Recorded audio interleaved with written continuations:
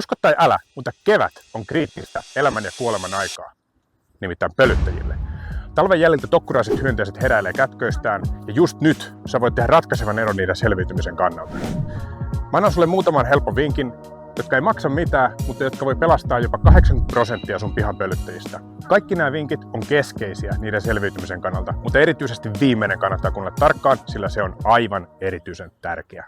No, mikään ei tietenkään piristä pölyttäjän päivää niin kuin kukat.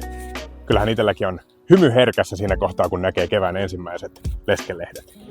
Näille kohmeisille hyönteisille nämä varhaiset kukkijat on kuitenkin elintärkeitä. Esimerkiksi kimalaiskuningattarilla on just nyt uusi pesä perustettavana ja niillä ei ole vielä työläisiä tekemässä meden ja siitepölyn keruuhommia. Muillakin sinnekkäillä talvehtijoilla energiavarastot on tässä vaiheessa miinuksella, joten ruokaa olisi saatava ja äkkiä. Mä esittelen sulle seuraavaksi joitain varmoja valintoja varhaisista kukkijoista. Listalla on luonnonkasveja, joita ehdottomasti kannattaa suosia, mutta myös koristekasveja, joita sä voit koittaa lisätä. Listalla on myös yksi mun oma ehdoton suosikki, joka saattaa olla sulle uusi tuttavuus. Me ihmiset hommataan tosiaan ensimmäisenä ihan nämä konkreettiset kukat. Nämä luonnon piristävät väriläiskät pilkottaa ruskeasta maasta heti maan sulettua ja monethan näistä on varmasti sulle tuttuja. Leskelehti, kiurunkannus, pikkukäärieskä, kevätesikko sekä vuokot, kuten sinivuokko, valkovuokko ja keltavuokko. Näissä ekoissa kukkijoissa on jotain semmoista herkkyyttä ja hennoutta, jota myöhemmin kukkivissa kasveissa ei oikein ole. Esim. Tuo pikkukäärieskä oli itselle kiva uusi tuttavuus jokunen vuosi sitten. Tosi raikkaan vihreä sävy ja kaunis pieni keltainen liljamainen kukka. Se leviääkin itsestään kivasti esim. Nurmikolla. Mä haluan suosia kaikkia näitä edellä mainittuja luonnonkasveja mun pihalla ja osa on aktiivisesti siirtänytkin tänne. Kannattaa pitää silmät auki, että löytyisikö sunkin pihalta jotain näistä.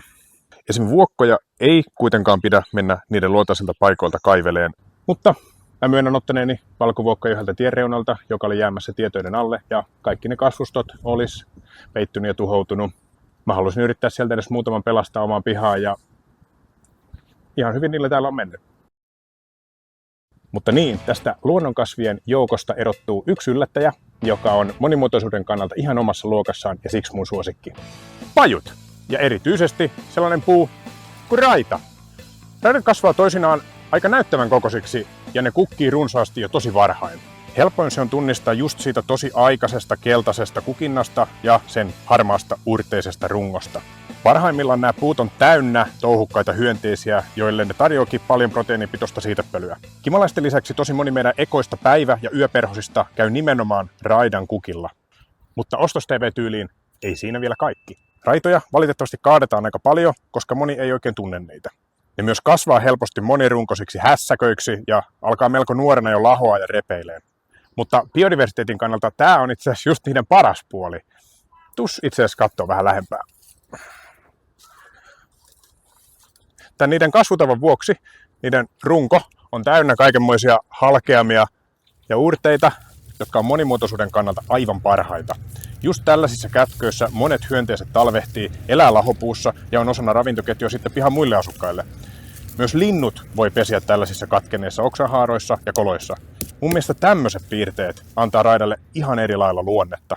Jos sä oot niin onnekas, että sun pihalla sattuu tämmönen kasvaan, niin jätä nyt ihmeessä se sinne.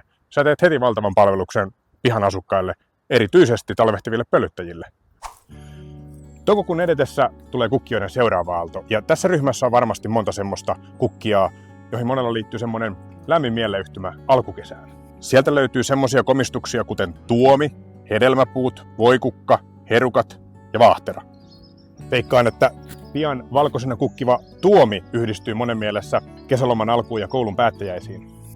Kaikki nämä mun mainitsemat kasvit on aivan superhyviä pölyttäjäkasveja ja ne kannattaa ehdottomasti säästää ja mahdollisuuksien mukaan jopa lisätä niitä pihalle.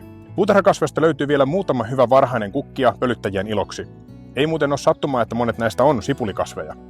Mun pihalla ainakin krookus, idänsililja eli silla ja kevätkaihhonkukka on täysin hoitovapaita pörriäisbuffetteja, joita säkin voit kokeilla siirtää vaikka puiden ja pensaiden alle leviämään vapaasti. Kukkapläjäys oli nyt siinä. Mä taisin alussa luvata sulle, että se viimeinen vinkki tuli suleen kaikista tärkein. Ennen sitä vielä nopea maininta tästä tulevasta kaudesta. Mulla on läjäpäin aiheita suunniteltuna. Ja mä oon rehellisesti ihan hirveän innoissani niistä, enkä millään malta odottaa, että pääsen näyttämään ne sulle. Jos tämmöiset aiheet resonoi sullakin, niin paina tykkäysnappia, laita kanava tilaukseen ja kilauta vielä kellonkuvakettakin, niin saat varmasti ilmoituksen aina kun multa ilmestyy uusi video. Ja jos nämä aiheet on sulla yhtä lähellä sydäntä kuin mulla, niin jakamalla tätä videota sun kavereille esim. WhatsAppissa tai muilla somealustoilla sä autat tosi paljon levittämään tätä sanomaa. Noniin, ootko valmiina? Seuraava vinkki on sun pihan pölyttäjien selviämisen kannalta se ykkönen. Täältä pesee. Kuvittele, miten hyvin sä selviäisit talvesta makaamalla tossa paljalla maalla säiden armoilla. Voisi ehkä tulla vähän vilu. Haluaisit ehkä vetästä jonkun lämpimän viltin päälles. No ihan sama tilanne on talvehtivien hyönteisten kanssa. Nämä vaatimattomat puutarhan asukit koittaa etsiä itselleen sellaisen kivan, pienen talvikodin kääriytymällä vaikka pudonneeseen lehteen, syksyn sateita ja talven pakkasia piiloon. Kun ne keväällä hiljalleen tunnustelee, että lämpötila voisi olla riittävä, ne kömpii esiin ja lähtee etsimään just niitä aiemmin mainittuja varhaisia kukkioita. Jos sä syksyllä tai keväällä haravoit pihan paljaaksi tai vetelet pudonneiden lehtien päältä ruohonleikkurilla, niin arvaat varmaan miten käy. Siinä meni ne talvisuojat ja mahdollisesti se tokkurainen pölyttäjäkin silpuksi.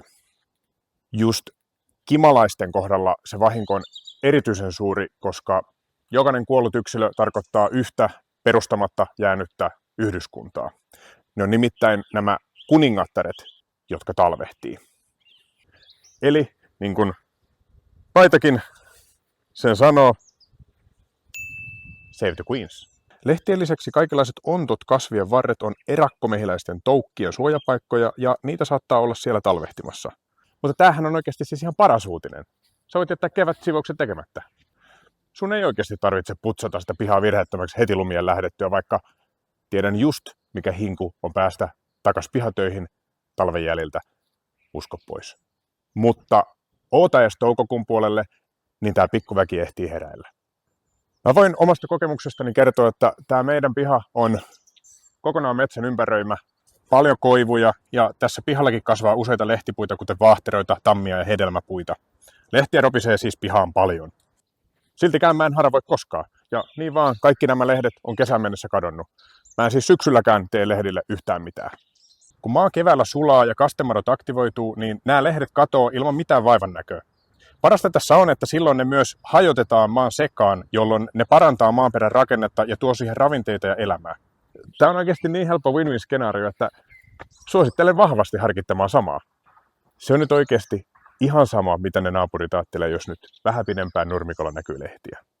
Sen verran nyt ehkä on sanottava, että jos sun pihalla on tosi isoja tammia tai vaahteroita, niin niiden lehdet on aika hitaasti hajoavia ja ne kannattaakin hyödyntää orgaanisena katteena esim. Puiden juurella tai kukkapenkissä. Mun mielestä on tosi mielenkiintoista tarkkailla heräileviä ensimmäisiä pörjäisiä ja antaa niille tarvittaessa vaikka tankkaus sokerilientä. On kauhean mielenkiintoista katsella, mistä ne etsii itselleen pesäpaikkoja ja opetella vaikka tänä kesänä tunnistaa joku uusi erakkomehiläinen. Sä oot varmaan muuten pongannut jo kevään ensimmäisen pölyttäjän. Olisi muuten tosi mielenkiintoista myös kommenteissa kuulla, mikä sun kevään suosikkikukkia on. Noniin, tossa yksi kimalainen juuri menee. Tuutko tänne? No, sinne meni. Pölyttäjien selviämistä omalla pihalla voi muuten tukea tosi monella muullakin tavalla. Ja kun kerran nyt pääsit vauhtiin, niin käy kattoo tää mun video pölyttäjäystävällisestä puutarhasta. Saat siitä varmasti vielä lisää vinkkejä pörjäisten paratiisin luomiseksi. Nähdään siis siellä.